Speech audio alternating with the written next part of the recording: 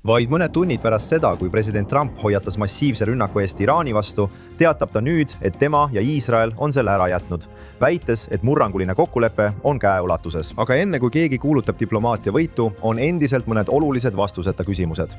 Toome teieni värskeima info tänasest Jeruusalemm Minutist.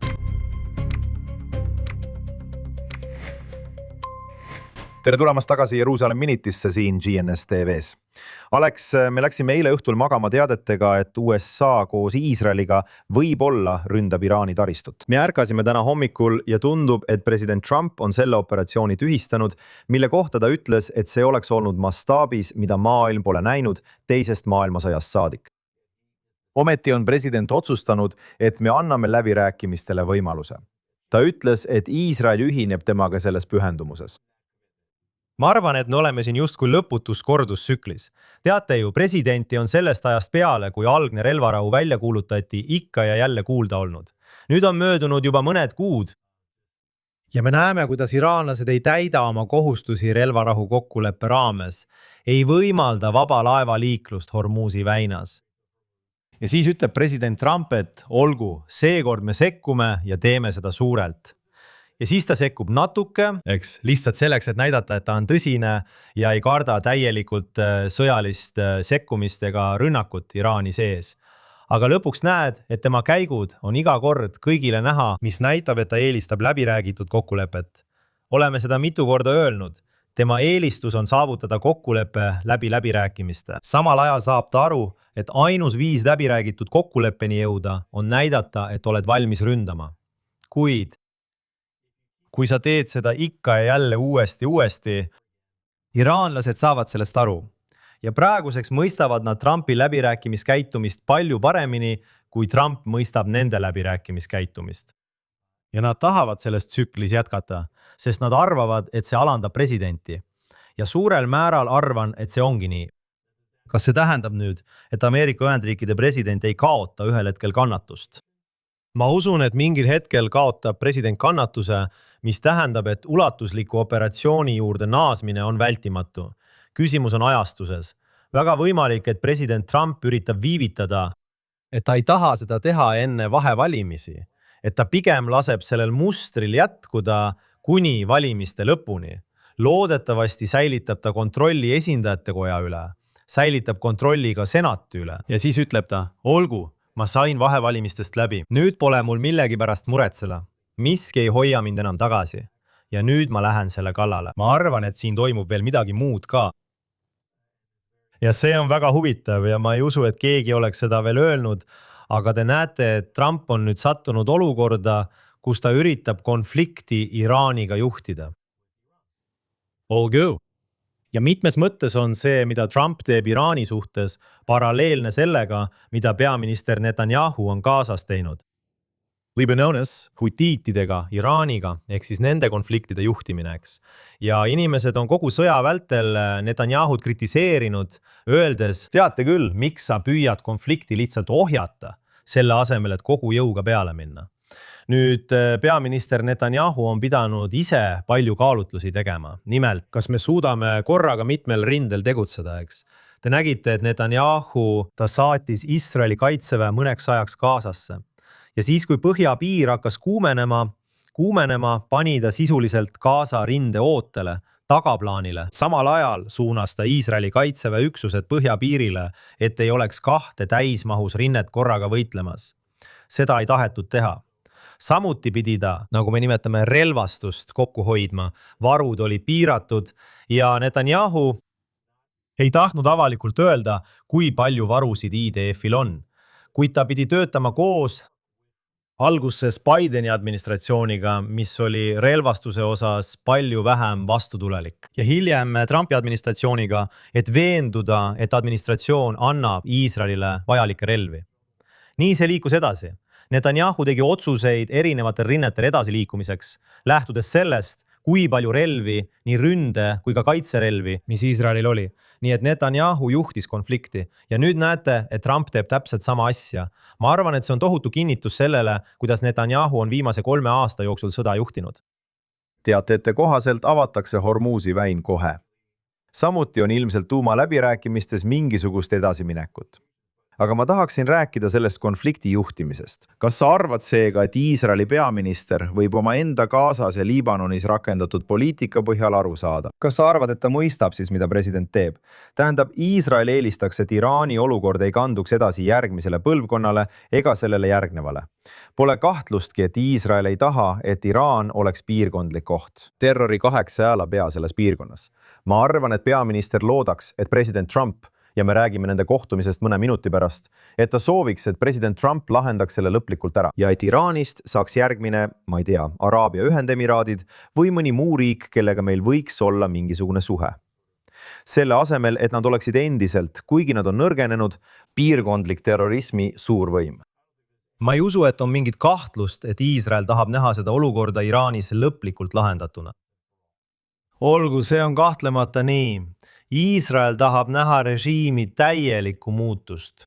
Nad tahavad, et Iraanist saaks demokraatia, kus Iraani rahvas valib oma juhi vabal ja ausal valimisel. Uskudes, et Iraani rahvas on alates 1979 aastast selle islami vabariigi all kannatanud. Ja kui neile antaks valiksid nad juhtkonna, kes ei tahaks viia Iraani barbaarsuse ja sõja sügavustesse kõigi teiste piirkonna riikide vastu, vaid sooviksid näha Iraani naasmas oma uhke kultuuri juurde ja rahvaste perre. Seda tahab Iisrael ja peaminister Netanyahu on selles olnud väga selge. Sellepärast oli selle 6-nädalase sõja avapauk, mis toimus 28. veebruaril, kõrgeima juhi kõrvaldamine Ali Khamenei. Nüüd oleks Iisrael lootnud, ja ma arvan, et ka Ameerika Ühendriikide president oleks lootnud, et pärast 6 nädalat sõda, et see režiim oleks langenud. See oli lootus. Ja ma usun neid teateid, mis ütlevad, et peaminister Netanyahu näitas varasemal kohtumisel president Trumpile esitlust, milles Netanyahu hindas, et see režiim langeb. Nüüd ei ole nad langenud. Ja see, mis toimub Iraanis, on väga sarnane sellele, mis toimub Gazas. Võiks arvata, et pärast veel 2,5 aasta pikkus sõda, et Hamas oleks täielikult langenud. Kuid need on terroriorganisatsioonid ja terroriorganisatsioonid ei anna alla. Nad lähevad lõpuni, kuni viimane mees seisab püsti. Okei, nii kaua, kui seal on kas või üks mees, kes saab terrorilippu lehvitada ja öelda, et me oleme endiselt siin, on nad endiselt kohal. Ja Iraanis on sarnane olukord. Oli 6-nädalane sõda, kus Ameerika Ühendriigid ja Iisrael ründasid väidetavalt 15 000 sihtmärki. Okei. Fakt, et Iraan on endiselt alles, näitab, kui sügavalt on terrori infrastruktuur juurdunud, kui sügavalt on IRGC juurdunud. Nii kaua, kui Iraan suudab maksta IRGC liikmete palku, nad jätkavad elanikkonna terroriseerimist. Seetõttu ongi Iraani blokaad nii oluline. Sellepärast on sanktsioonid nii tähtsad, sest tuleb selle režiimi majanduslik infrastruktuur näljutada, et nad ei suudaks enam oma IRGC-d üleval pidada. Trumpil on palju raskem, kui ta arvas, sellest režiimist lahti saada. Aga lõpuks arvan ma, et seni kuni sa näed seda mustrit, seda üht ja sama korduvat tsüklit, kus Iraan alustab läbirääkimisi ja ütleb, et me anname teile kõik, mida te tahate.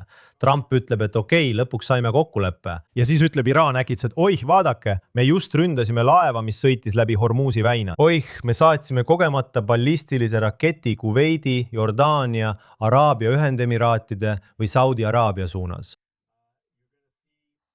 Te näete neid pidevaid rikkumisi. Ameerika Ühendriigid võtavad vastumeetmena ette midagi väiksemat, siis näete, kuidas olukord natuke eskaleerub. Siis näete, kuidas Trump teeb midagi natuke suuremat, näiteks korraldab rünnakuid 13. järjestikusel ööl, kuid siiski mitte täiemahulist sõda. Ja siis ähvardus, teate küll, põrguväravate avamine, selle tagasiviimine teise maailmasõja või 3. maailmasõja tasemele. Siis Iraan ütleb, et olgu, me peame uuesti läbirääkimisi. Nad eitavad, et peavad uuesti läbirääkimisi, väites, et Trump on see, kes seda soovib. Ja siis sa lihtsalt kordad seda ikka ja jälle, kuni president Trump kaotab kannatuse. Jah, ma näen ka, et liigume selles suunas. Võib-olla isegi vahevalimisteni, nagu sa ütlesid. Aga kui minna tagasi 3-4 päeva, siis president Trump ütles tegelikult, me anname neile kuradima kõvasti peksa. Nii ta ütleski. Ma usun, et see oli otse-eetris Fox Newsi Trey Yingstile. President Trump reageeris sellele Iraani rünnakule USA vägede vastu Jordaanias öösel. President Trump ütles Fox Newsile Iraani kohta, et me kavatseme neile kuradima kõvasti peksa anda. Ta jätkas, et me lööme neid kõvasti, nad saavad korralikult peksa. Ja pärast nende sõnade ütlemist viis CENTCOM läbi tugevaid lööke 10 IRGC sihtmärkide pihta Iraanis. Ma mõtlen, et just sellises suunas see tundus liikuvat. Ma arvan, et see oli tagasi kolmapäeval, teisipäeval või kolmapäeval. Trump tegi neid kommentaare otse-eetris. Ja nüüd oleme olukorras, kus me oleme. Ja me nägime ka midagi uut, ühisrünnakuid USA ja Saudi Araabia poolt, sest Houthid on rünnanud Saudi Araabia. Ja Ameerika Ühendriigid ja Saudi Araabia peavad Iraani õigustatult vastutavaks selle eskalatsiooni eest ning ründavad otse Iraani sees. Ja nii oli esimest korda Ameerika Ühendriikidel selles sõjas veel üks partner, Saudi araablased. See ei ole Iisrael ja on oluline taas märkida, et see on olemas.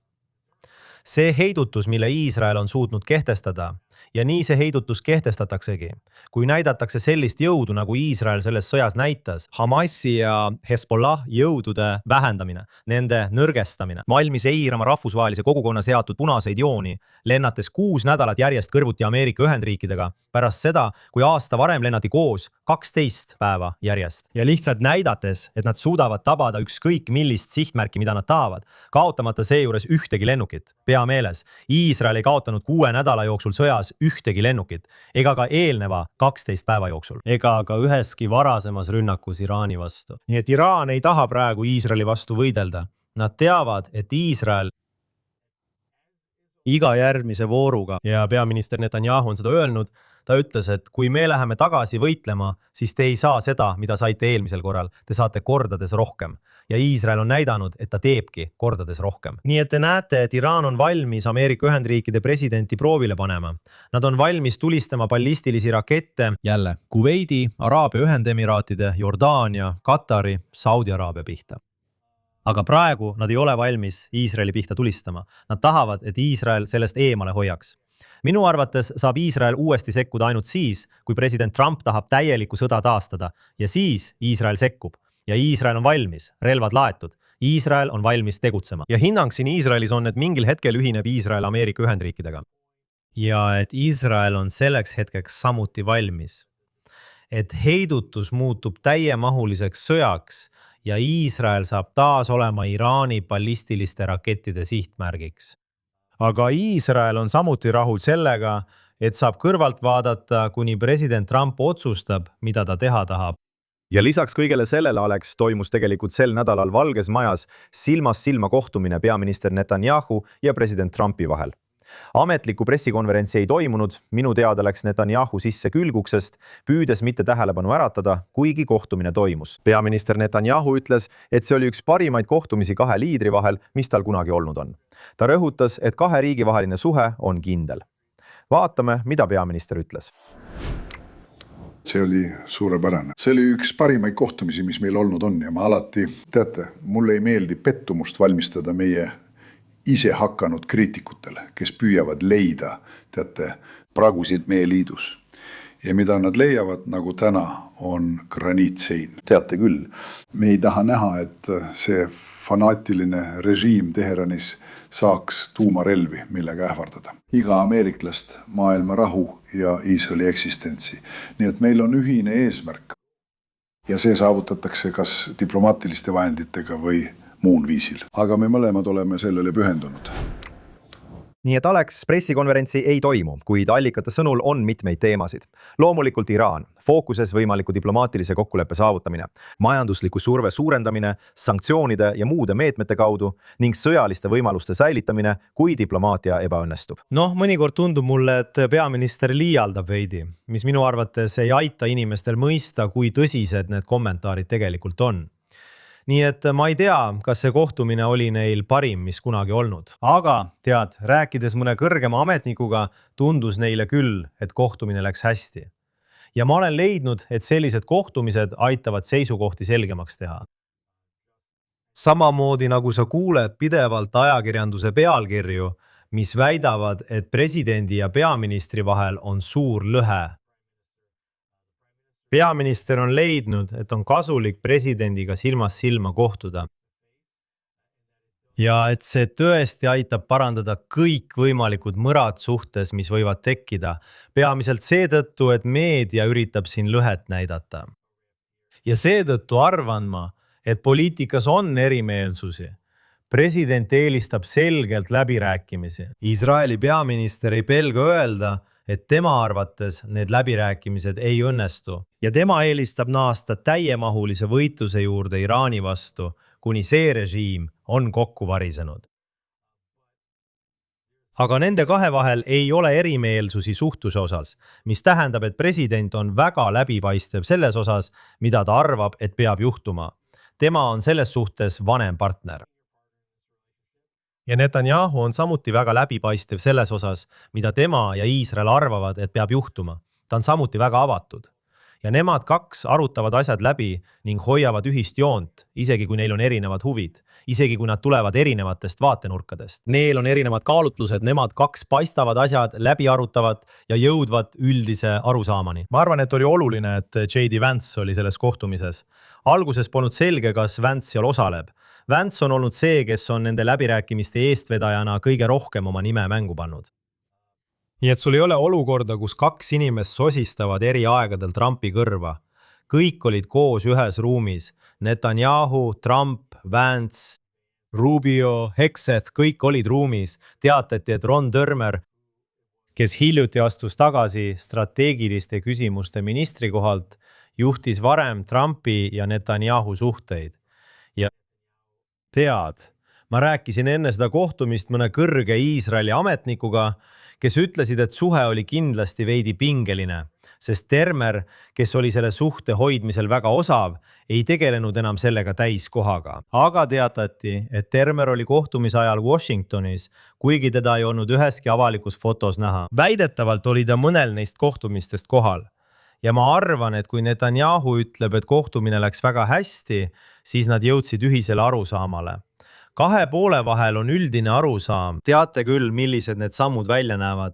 Ja ma usun tõesti, et Iisrael esitas tugeva põhjenduse sõtta naasmiseks, mis hõlmas ka salajase luureinfo esitamist, mis näitab, kuidas Iraan üritab taas kiiresti oma tuumaprogrammi taastada, mis minu arvates kujutab endast veelgi suuremat ohtu kui varem.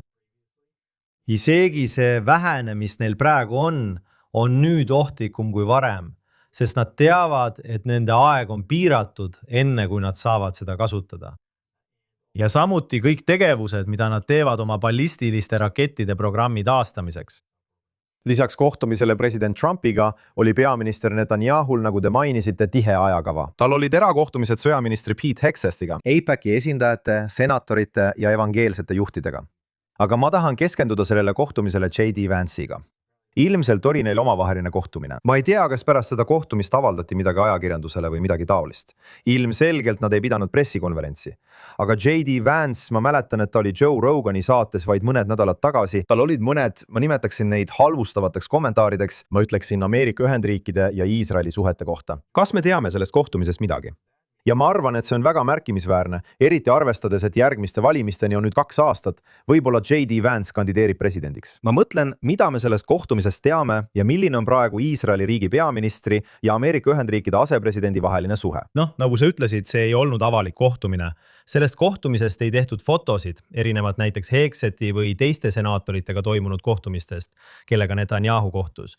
Ta kohtus senaator Tom Cottoniga. Ta kohtus senaator Joe Fettermaniga Pennsylvaniast. Nii et teatati, et toimus arutelu asepresident J.D. Vance'iga.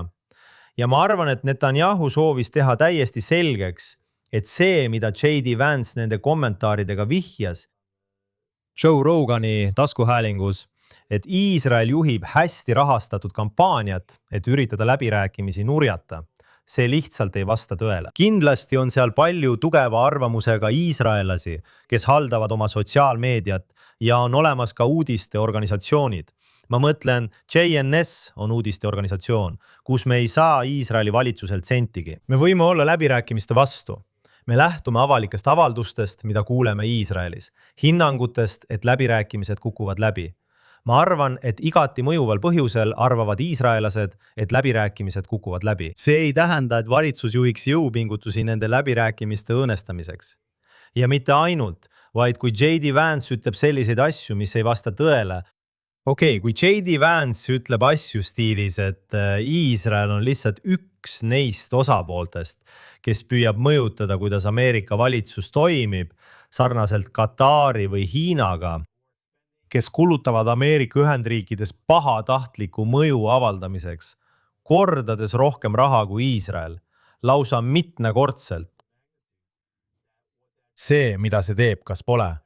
See rikub tõsiselt seda suhet, mida Iisrael on nii tugevalt püüdnud üles ehitada evangeelse kogukonnaga Ameerika Ühendriikides.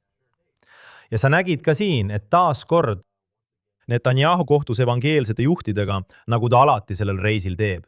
Ja need evangeelsed juhid austavad peaminister Netanyahut ning usuvad, et Netanyahu teeb kõik endast oleneva, et tugevdada Iisraeli riigi strateegilist positsiooni, mida nad peavad religioosseks kohustuseks toetada, et need, kes õnnistavad Iisraeli, saavad ise õnnistatud. Nad kordavad seda ikka ja jälle ning usuvad, et Netanyahu on olnud neile tõeline sõber ja nemad on lojaalsed sõbrad Iisraeli riigile. Ja kommentaarid, mida teeb näiteks J.D. Vance, näevad väga sarnased välja nendele, mida teevad Tucker Carlson, Candace Owens, Alex Jones ja isegi Nick Fuentes seoses Iisraeli mõjuga Ameerika Ühendriikides. Ja see on sihitud kampaania. Nii et kui sa räägid hästi rahastatud ja sihitud kampaaniast, siis sul on see meedia, mis on samal poolel, millega näib olevat seotud ka J.D. Vance, kes üritavad teadlikult lõhkuda seda suhet Iisraeli ja evangeelsete toetajate vahel Ameerika Ühendriikides, sest nad teavad, katarlased ja teised teavad, et Iisraeli tõeline tugibaas Ameerika Ühendriikides on evangeelsed kristlased, isegi palju rohkem kui juudi kogukond. Ja asi ei ole selles, et evangeelsetele meeldiks Iisrael rohkem kui juutidele. See on lihtsalt puhtalt arvudes, eks.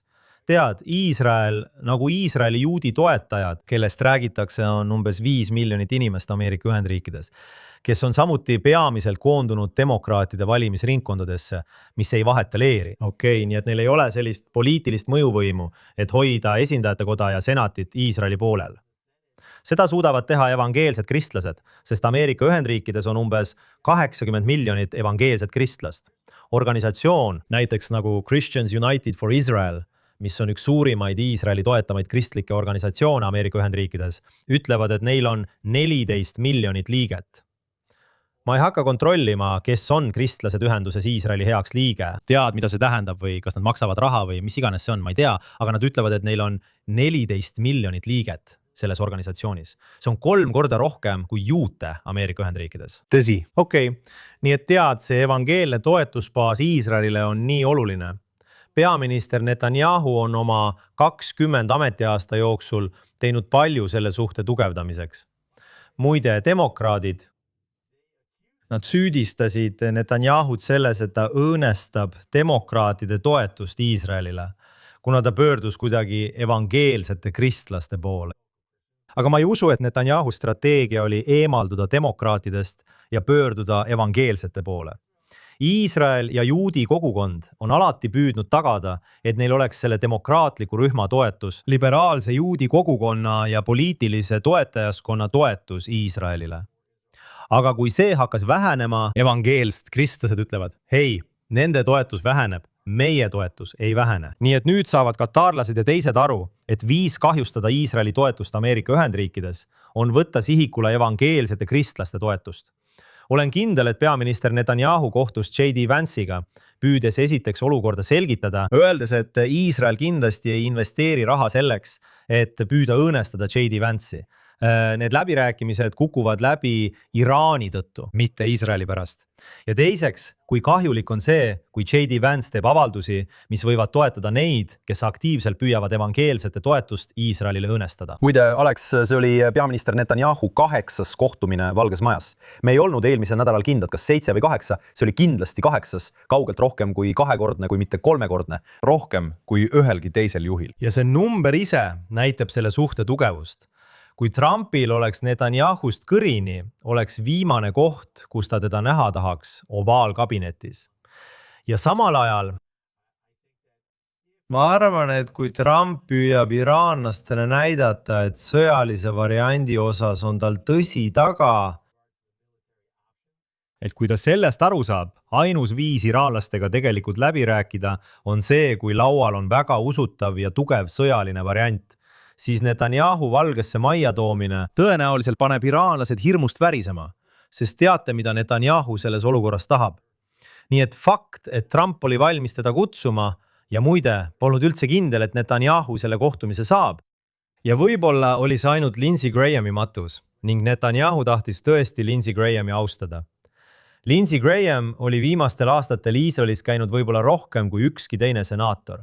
Käis mitu korda aastas. Tõeline Iisraeli sõber, tõeline vastane Islamivabariigile ja Iraanile ning nende tuumaprogrammile. Netanyahu tahtis Lindsey Grahami mälestust tema matustel austada, kuid kartis ka Washingtoni tulla, kui Trump ei pakuks talle kohtumist, sest see oleks piinlik.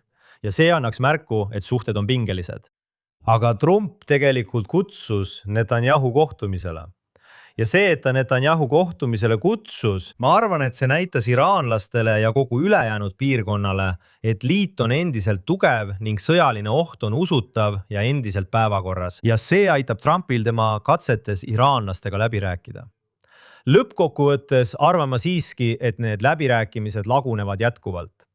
Aga võib-olla taaskord Trump lihtsalt üritab praegu olukorda venitada ja võib-olla otsib võimalust vahevalimised üle elada enne, kui taas alustab suuremahulist sõjalist operatsiooni. Jätkub, me oleme siin alati kõrgendatud valmisolekus. Jah. Ja sa pead ka vaatama Iisraeli, sest ühest küljest Pead Trump küll. võib-olla üritab ta enne, kui ta midagi ette võtab, püüab ta ehk vahevalimised ära oodata. Aga Netanyahu seisab samuti valimiste ees vaid nädal enne vahevalimisi Ameerika Ühendriikides. Ja suured küsimärgid selle üle, milline oleks Iisraeli poliitika, kui ametis oleks keegi teine peale Netanyahu. Me saame sellest väga-väga varsti teada, aga ma tahan edasi liikuda. Ja veel üks suur uudis. Nädalavahetusel president Trumpi sõnul Hamas on nõustunud relvi loovutama. Presidendi sõnul on saavutatud ajalooline kokkulepe Hamasi täielikuks relvitustamiseks. Siin on mõned üksikasjad. Hamas loobub oma relvadest rahvusvahelise järelevalve all. Hamasel ei ole Gazas enam valitsemisrolli. Hamasi asendab niinimetatud tehnokraatlik Palestiina administratsioon. Rahvusvaheline stabiliseerimisjõud jälgib kokkuleppe täitmist. Hamas ütleb muidugi, et kokkulepe on tingimuslik, väites, et Iisrael peab sõjalised operatsioonid peatama ja Gazast selle protsessi käigus lahkuma. Kas me tõesti arvame, et Hamas relvitustab end? Ma mõtlen, et see oligi nende loomise põhjus, proovida Iisraeli riiki sõjalisel teel hävitada. Muidugi. 7. oktoober. Ja inimesed unustavad vahel, kui paljude enesetapurünnakute eest Hamas 2000-ndate alguses vastutas. Jeruusalemmas, Netanyahus, Tel Avivis. Kas me tõesti arvame, et Hamas relvitustab end pärast seda, isegi kui president on selle kokkuleppe suhtes väga optimistlik? Ma arvan, et on väga oluline vaadata Donald Trumpi sotsiaalmeedia postitusi, mille ta avaldas. Ja ma arvan, et Iisrael ei pruugi selle postituse sõnastusega eri arvamusel olla. See oli väga hoolikalt sõnastatud postitus. Tead, kui see, mida Donald Trump siin tegelikult kirjutab, tõesti juhtub, siis oleks Iisrael sellega rahul. Aga küsimus, mille sa esitad, mis on õige küsimus, on see, kas Hamas tegelikult relvitustub. Ja vastus sellele küsimusele on tõenäoliselt eitav. Ja Iisrael tegi pärast seda postitust oma seisukoha väga selgeks. Mitte vaielda vastu sellele, mida president ütleb, kuid samal ajal öeldakse, Iisrael ei kavatsegi taganeda isegi 1 tolli võrra territooriumilt. Mitte kollase joone tagant, ega isegi mitte territooriumilt, mida nad praegu kollasest joonest eespool kontrollivad. Kuni nad tegelikult ei näe, et Hamas teeb seda, mida nad ütlevad. Nüüd Hamasi huvi on öelda, et nad kavatsevad seda teha. Nad ütlevad, et nad relvitustavad end ja loodavad, et Ameerika Ühendriikide president survestab Iisraeli taganemisteks, et nad saaksid selle laviini käima. Et see lumepall veerema hakkaks ja näidata Gaza rahvale, et neil õnnestub Iisraeli kohalolekut Gazas tagasi tõrjuda. Iisraeli sõjaline doktriin on täiesti erinev sellest, mis see oli enne 7. oktoobrit. Iisrael ei kavatse teha isegi 1 sammu tagasi, enne kui nad näevad usaldusväärseid tõendeid. Ja isegi see, mida Hamas ütleb, et nad on sellega nõustunud, mis tähendab, et nad annavad aeglaselt osa oma relvadest üle. Okei, aga sellest ei piisa Iisraelile. Hamas ütleb, et okei, me anname osa relvadest üle, aga me ei taha raske relvastust üle anda. Sellest ei piisa ka Iisraelile. Ja me nägime siin ka teadet, et kavatsetakse luua mingisugune rahvusvaheline stabiliseerimisjõud. Need arvud, mida ma selle jõu kohta nägin, on umbes 200 inimest. Kas 200 rahvusvahelise kogukonna sõdurit suudavad takistada Hamasil tegemas seda, mida nad tahavad? Ei, see on sümboolne number, mis on lihtsalt mõeldud näitamaks, et tead, Trump saab selle võidu, mida ta tahab. Aga jällegi, tead, Iisrael ei liigu, ei tagane isegi 1 tolli võrra, enne kui Hamas teeb seda, mida nad peavad tegema, ehk siis relvad maha panema. Nii et Trump võib selle kohta öelda kõike, mida ta tahab. Võib proovida näidata eurooplastele ja teistele, et ta saab Hamasilt lubadusi. Aga lubadus Hamasilt on nagu lubadus Iraanilt. Tead, me näeme seda ikka ja jälle. See ei ole paberit väärt, millele see on kirjutatud. Samal ajal, mida see teeb? Ja ma arvan, et see on Iisraelile kasulik diplomaatiline kasu, sest see võtab Iisraelilt surve maha. Iga kord, kui Trump ütleb, mina vastutan Gaza eest, mina pean läbirääkimisi Hamasiga, mina panen nad relvad maha panema. See tähendab, et Iisrael ei vastuta selle eest, et Hamas relvad maha paneks. Iisrael ei vastuta selle eest, mis on juhtunud, hävingu eest Gazas. Trump võtab selle vastutuse enda peale ja see on Iisraelile tohutu kasu. Nii et tead, see on lihtsalt protsess ja see on osa sellest, millest me varem rääkisime, sõja juhtimisest, konflikti juhtimisest. Seda juhitakse sõjaliste vahenditega. Seda tuleb juhtida ka diplomaatiliste vahenditega. Seda teeb president Trump. Ta ütleb, et Iisrael on ettepanekuga väga rahul. Mina ütleksin, et Iisrael ei ole. Ei ole siin ühegi konkreetse sõnastusega eriarvamusel. Iisraeli kaasatakse ilmselgelt nende ettepanekute iga punkti arutellu. Kuni need ettepanekud annavad Iisraelile õiguse jääda paigale ilma Hamasi relvitustamiseta, on Iisrael rahul. Iisrael on praegu Gazas kehtiva olukorraga väga rahul. Iisrael ei soovi Gazas võitlemise juurde tagasi pöörduda. Nad on väga rahul sellega, et lasevad Hamasel ringi liikuda ja Gazas elanikke terroriseerida. Selles umbes 40% Gazast, mida nad endiselt kontrollivad, samal ajal kui Iisrael kontrollib kuni 60-70% Gaza sektorist. Ja sa ei näe suuri rahasummasid taastamiseks tulemas enne, kui Hamas tegelikult relvad maha paneb. Ja ma tõesti usun seda, olen seda kuulnud, aga me peame selle kohta veel kinnitusi saama. Inimesed ei taha sellest väga avalikult rääkida, aga tundub, et Iisrael aitab hõlbustada nende Gaza elanike aeglast väljarännet, kes tahavad lahkuda tilkhaaval, viies neid erinevatesse riikidesse ilma suurema kärata. Ja ma arvan, et see kasvab, mida kauem võtab aega Hamasi relvidustamine. Või seni, kuni olukord jääb samaks, näeme üha rohkem ja rohkem Gaza elanikke, kes tahavad sealt minema saada, tahavad Gaza sektorist lahkuda. Nii et tead, Iisrael on minu arvates rahul sellega, mida president Trump siin ütleb. Ma lihtsalt loodan, et Iisrael peab vastu igasugusele survele, mida president Trump võib või ei pruugi Iisraeli riigile avaldada. Aga vaata jälle, kui kaua on möödas sellest, kui Gazas välja kuulutati relvarahu. Ja sa ei kuule, et Trump tuleks välja ja ütleks, et ta nõuab Iisraeli vägede lahkumist Gazast. Ma loodan, et see nii ei lähe. Sa ei kuule teda ütlemas, et ta nõuab Iisraeli vägede lahkumist, tead küll, Lõuna-Liibanonist, eks. Ja mida Iisrael on teinud? Sama strateegia, mida nad kasutasid Lõuna-Liibanonis, Iisrael tahtis võtta kogu maa kuni Litani jõeni. Eks? Nii et kõigepealt läksid nad kuni Litanini ja siis läksid veel kaugemale, okei?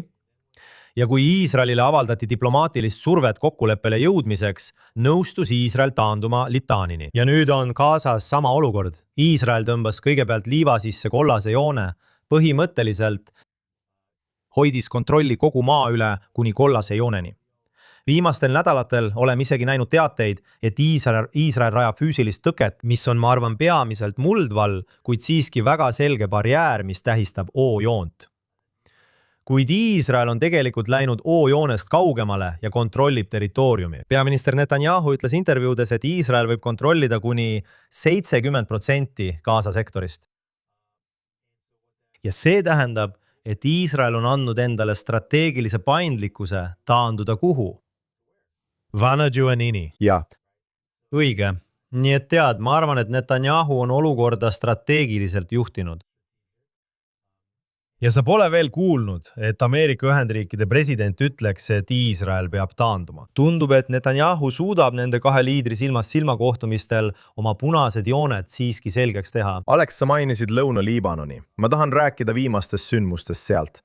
Meie öises lahingus Hezbollah'ga neljapäeval Iisraeli sõjavägi õhkis Lõuna-Liibanoni idaosas Boforki kindluse piirkonnas Hezbollah tunnelite võrgu, mis sisaldas 700 tonni lõhkeseadeldisi. Ja samal ajal tulistas Hezbollah rakette, tankitõrjerakette ja miinipilduja moona IDF-i vägede pihta ning IDF vastas seal. Kõik see toimub muidugi relvarahu tingimustes, mis vähemalt paberil veel kehtib. Vaatame seda lähemalt. Õige, vaatame seda lähemalt. Me arvasime, et Hamas on rajanud selle ulatusliku tunnelite võrgu Gaza sektori alla, et korraldada rünnakuid Iisraeli vastu. Et IDF-i eest kaitstaks, nagu me oleme rääkinud, ehitab Iisrael varjendeid tsiviilisikutele, et nad oleksid raketirünnakute ajal kaitstud. Hamas lõi terve kaitsevõrgu, et kaitsta oma terroriste IDF-i eest ja samuti pantvangide varjamiseks. Ja on väga selgelt näha, et oli koordineeritud rünnakukava, kus nii Hamas kui ka Hezbollah tegutsesid samaaegselt. Mõlemal, nii Hamasel kui ka Hezbollahil, olid keerukad terrorivõrgustikud. Nii et mida Hezbollah oleks võinud teha, kui Hamas ja Hezbollah oleksid korralikult koordineerinud, on see, et Hezbollah oleks võinud rünnata. 7. oktoobril oleks nad tormanud üle põhjapiiri veelgi suuremate jõududega ja paremini välja õppinud sõduritega, kui Hamas tegi 7. oktoobril. Ja röövinud isegi palju rohkem inimesi, kui Hamas tegi 7. oktoobril. Ja kuhu nad oleksid neid inimesi hoidnud ja peitnud nendes tunnelites. Ja kui Iisrael liikus läbi selle piirkonna kuni Vatanee jõeni, siis leidsid nad sealt keeruka tunnelivõrgustiku. Ja see ei ole esimene kord, kui Iisrael on hävitanud tohutu tunnelivõrgustiku. Ja me oleme näinud videoid mõnest neist plaavatustest, kus nad on õhkinud näiteks 200 meetri pikkuse tunnelivõrgustiku või tunnelirea. Maa all sa näed tohutuid plahvatusi mitmes erinevas punktis, sest sa saadad pommi ühte kohta ja siis äkitselt näed, kuidas see tuleb välja kõikides erinevates punktides. Ja see registreeritakse isegi Richteri skaalal. Õige, nad ongi nii ulatuslikud. Ja mitte ainult tunnelid, vaid peaaegu iga tsiviilelaniku kodu lõuna pool, Litaniit, täpselt sama olukord, nagu teil oli Hamasiga Gaza sektoris. Iga tsiviilelaniku kodu kasutati Hezbollah relvade ladustamiseks. See ongi see, mida Iisrael leidis, kui nad majast majja läksid. Ja on palju salvestisi sellest, kuidas nad lähevad majadesse, liigutavad voodeid ja vaipu ning ütlevad, see ongi see, mis siin on. Ja see Beauforti kindlus, mis peaks olema kaitstud maailmapärandi objekt, eks ole, ja see on mingi hämmastav iidne kindlus siin, tead. Kohe põhja pool Litanit kasutati nagu alamot, nagu Hezbollah viimane kants. Iisrael vallutas selle ja nüüd on nad hävitanud selle tohutu tunnelite võrgu. Ja kes ei kurtnud selle üle, kui Iisrael seda tegi? Ameerika Ühendriigid ei kurtnud. Ameerika Ühendriigid ei kurtnud selle üle ja Liibanoni valitsus ei kurtnud selle üle. Olgu, sest nii Ameerika Ühendriigid kui ka Liibanoni valitsus on sõjas Hezbollaha vastu Iisraeliga ühel meelel. Ja see on hämmastav areng. Ja tegelikult sel nädalal te näete järgmist läbirääkimiste vooru Iisraeli ja Liibanoni valitsuse vahel, mis toimub taas Roomas, kus läbirääkimisi juhib Iisraeli suursaadik Ameerika Ühendriikides Yehiel Leider. Ta oli seal alles 2 nädalat tagasi. Ma olin samal ajal seal ja kohtusin suursaadik Leideriga kohe pärast seda, kui ta oli esimese läbirääkimiste vooru lõpetanud. Ma ütlesin teile, et need läbirääkimised olid 2 poole vahel äärmiselt sõbralikud. Et neil on palju ühiseid huve ja mõlemad pooled olid nõustunud, et Itaalias toimub veel üks voor. See on esialgu kavandatud toimuma lähiajal Roomas. Nii et te ei kuule Liibanoni kurtmas. Te ei kuule Ameerika Ühendriike kurtmas. Te ei kuulnud isegi Prantsusmaad ega ühtegi teist riiki kurtmas selle üle, mida Iisrael tegi. Sest on väga selge, et Hezbollah on terroriorganisatsioon, mis ohustab Iisraeli. See ohustab Liibanoni. See on Iraani liitlane, Iraani terrori käepikendus ning oht piirkondlikule stabiilsusele. Ja tead, Iisrael, ma arvan, tegutseb väga strateegiliselt nii Gaza sees kus nad jätkavad tegutsemist sealsete peamiste terroristide vastu, kui ka Lõuna-Liibanonis, et hävitada Hezbollah terroritaristut. Alex, meil on sel nädalal veel üks lugu ja esimene küsimus on, kuidas see on seotud Iisraeliga. Ma räägin olukorrast selles Põhja-Aafrika enklaavis nimega Ceuta. Seal oli tohutu sisserändajate sissevool. Sa nägid telekast neid vapustavaid videoid, kus tuhanded marokolased tormasid üle, tuldi nii maa kui ka mere kaudu sellesse piirkonda, Hispaania kontrollitavasse piirkonda nimega Ceuta. Kuidas see on? Mis sel pistmist on Iisraeliga? Noh, mitmed Iisraeli vastased kontod väitsid, et see, mis Ceutas juhtus, oli Iisraeli riigi süü. Iisrael on selle taga. Kõik need vandenõuteooriad, mis kuidagi olid selle tegelikkusega seotud. Mis toimub? Muide, ma just nägin kohutavat videot, kus üks mees tänaval sai ühe nende migrantide poolt sõna otseses mõttes noaga surmavalt vigastada. Täielik kaos selles Hispaania enklaavis, mis asub füüsiliselt Marokos, kuid mida kontrollib Hispaania. Just, täpselt, need olid tõesti täiesti kaootilised tseenid. Teatati, et neid oli kuni 50 000 ja võib-olla isegi rohkem migrante, kes lihtsalt tormasid üle selle piiri ja sisenesid Ceutasse. Tead küll, mis on see Hispaania kontrolli all olev territoorium. Ja see on lihtsalt hämmastav, kuidas need Iisraeli vastased vihkajad süüdistavad kõiges ainult Iisraeli, eks? Jah. Aga mis on selle juures tõeliselt huvitav on see, et siin on Hispaania kontrolli all olev territoorium Vahemere teisel poolel, lõunakaldal, eks? Vahemere lõunakaldal ja nad kontrollivad seda territooriumi. Ja Maroko, millega see maa on olemuslikult seotud, väidab, et Hispaania on okupatsioonivõim. Kus me oleme seda varem kuulnud? Siin Ceutas. Tead, Hispaania, mis on olnud, ma ütleksin, üks halvimaid Iisraeli vastase info levitajaid. Mitte ainult inglise keeles, vaid eriti just hispaania keeles. Tead, suur osa uudistest, mis levitatakse kogu Ladina-Ameerikas. Nii et sa räägid Kesk- ja Lõuna-Ameerikast, kui jutt käib Iisraelist. See kajastus saab alguse Hispaaniast, Madridist. Ja Madrid pole isegi kõige hullem Iisraeli vastane linn. Kui sa lähed Barcelonasse ja teistesse kohtadesse, on see veelgi äärmuslikum ning seal on Iisraeli vastu lausa vaenulik vihkamine. Ja taas, kuidas kogu see propaganda, Iisraeli vastane propaganda levib Hispaaniast sadade miljonite inimesteni. Nii et nad on kogu maailmas ühed kõige hullemad Iisraeli vastase propaganda levitajad. Ja mis on nende väide? Nende väide on, et tead, Iisrael pani Gazas toime genotsiidi ja et Hamasi 7. oktoobri rünnak oli õigustatud Iisraeli okupatsiooni tõttu. Gaza ja see, mida nad nimetavad Jordani jõe läänekaldaks. Meie aga teame, et see on Juudamaa ja Samaaria.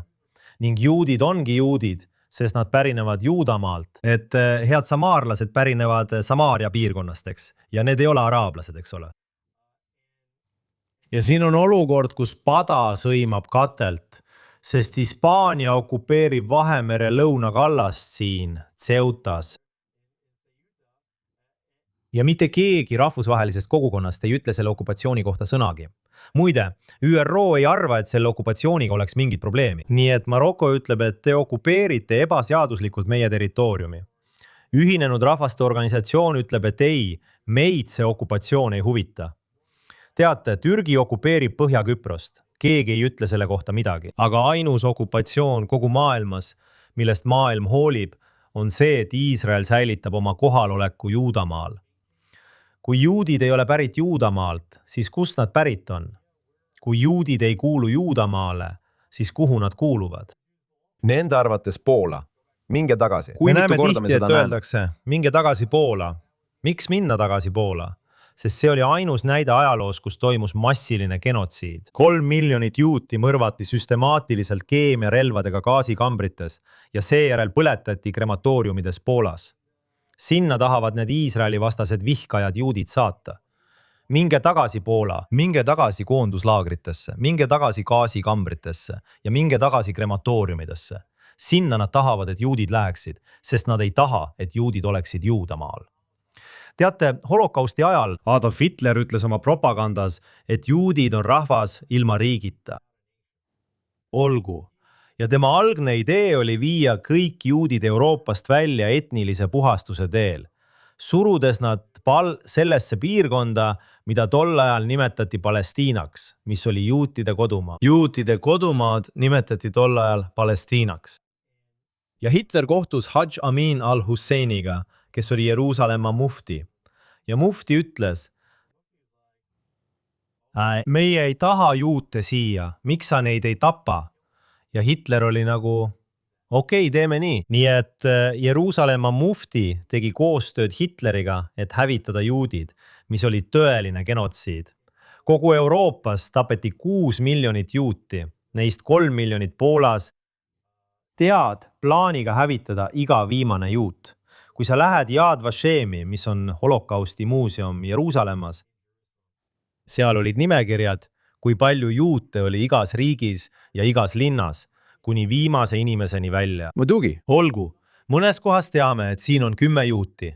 Nii et koht, kus on 10 juuti, nad ei oleks rahul, kui need 10 juuti poleks tapetud. Olgu. See oli süstemaatiline genotsiid, mille eesmärk oli hävitada iga viimane juut. Samal ajal ütleb Iisrael Gaza tsiviilelanikele, et nad läheksid ohust eemale, sest me kavatseme õhkida teie maja all oleva terroritunneli või teie maja, mida kasutatakse relvalaona. Palun minge eest ära, liikuge ohust eemale. Me näitame teile, kus on ohutud tsoon, kuhu minna, et teid ei tapetaks. Olgu, nii et Hispaania nimetab seda genotsiidiks. Isegi holokausti Iisrael kõrvale teeb jättes. kõike. Et Iisrael teeb kõike, mida ta suudab mõeldamatus olukorras teha, kus nad peavad hävitama terroriorganisatsiooni, mis kontrollib tervet ühiskonda, viies tsiviilisikud eemale, vältides tsiviilohvreid. Nii et see on genotsiid okupatsiooni alusel. Ja siin näete, et Hispaania, teate, okupeerides praegu osa Marokost, saab, mida ta väärib, kui üle 50 000 Maroko moslemi immigrandi lihtsalt tormab sinna sisse. Ja see on lihtsalt ka näide moslemite täielikust ülevõtmisest Euroopas. Euroopa on täielikult moslemite poolt üle võetud ja kogu asi, ja kuna eurooplased enam ei saa lapsi ja moslemid ületavad eurooplasi sündimuses. Jälle mitmekordselt lihtsalt sündimuse mõttes. Euroopa on väga tõsises täieliku kokkuvarisemise ohus. Ja kelle süü see on? Juudid. See on Iisraeli süü. Owens ütleb. No tead mis, ma nõustun nendega. See on juutide süü. Miks? Sest Euroopa püüdlustes juudi rahvast hävitada, kui Jumal juhib maailma, olgu, siin toimub jumalik õiglus, kus eurooplased ütlesid, tead, me ei taha juute. Nii et tead mis, Jumal ütleb, olgu, te ei taha juute. Noh, te mitte ainult ei saa endale moslemeid, vaid te ütlete ka, me tahame moslemeid ja me kutsume nad väljaspoolt meie piire oma ühiskonda. Nii et kui eurooplased oleksid öelnud, tead mis, me armastame juute. Juudid tugevdavad meie ühiskonda. Nad tõusevad meie majanduse tippu, poliitilise struktuuri tippu. Nad tugevdavad meie ühiskonda, mida nad teevad igal pool, kuhu nad lähevad. Kui Euroopa ütleb, tead, me ei taha seda, siis nad võtavad selle asemel vabatahtlikult kutsuvad sisse selle moslemite elanikkonna, kes hävitab nende kultuuri ja tahab kehtestada nende riikides šariaat. Ja jälle tead, pada sõimab katelt, okupeerides territooriumi Marokos ja keegi ei ütle selle kohta midagi tead, isegi kui see juhtub.